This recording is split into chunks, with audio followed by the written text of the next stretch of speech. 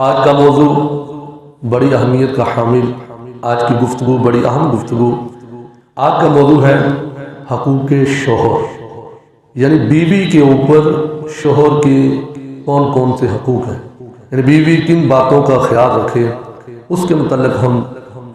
آج کی گفتگو سماعت کریں گے کہ جس طرح گھر کے اندر گھر کا نظام چلانے کے لیے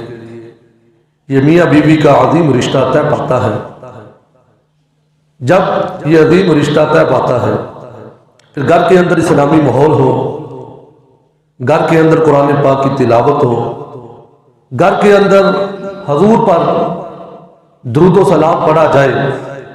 تو اس گھر کے اندر اللہ کریم کی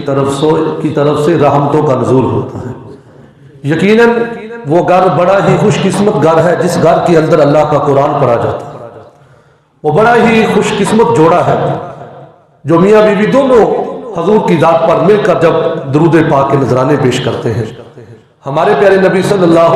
علیہ وآلہ وسلم نے ارشاد فرمایا، جس گھر کے اندر اللہ کا قرآن پڑھا جاتا ہے، قرآن پاک کی تلاوت کی جاتی ہے، اللہ تبارک و تعالیٰ کے کلام کو پڑھا جاتا ہے، اس کی تلاوت ہوتی ہے، تو میرے محبوب ارشاد فرماتے ہیں، لوگوں وہ گھر زمین کے اوپر بڑا ہی خوش قسمت وہ گھر ہے جس گھر کے اندر اللہ کا قرآن پڑھا جاتا ہے۔ محبوب فرمائیے اس گھر کے اندر کس قدر اللہ کریم کی طرف سے رحمتوں کا نزول ہوتا ہے۔ محبوب نے مثال کے ذریعے یہ جواب ارشاد فرمایا جس طرح آسمان کے اوپر تارے جگمگ جگمگ کر رہے ہوتے ہیں، روشنی بکھیر رہے ہوتے ہیں، جب رات کا وقت ہوتا ہے ہم بھی آسمان کی طرف نظر دوڑائیں، اگر ہمیں وہ تارے نظر نہ آئے تو وہ حسن، وہ کمال، وہ جمال نظر نہیں آتا۔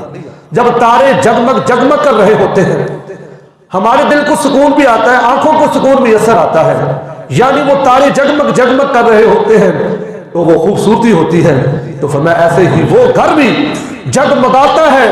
جس طرح آسمانوں کے اوپر تارے چمک رہے ہوتے ہیں، وہ گھر بھی چمک رہا ہوتا ہے جہاں اللہ کا قرآن پڑھا جاتا ہے۔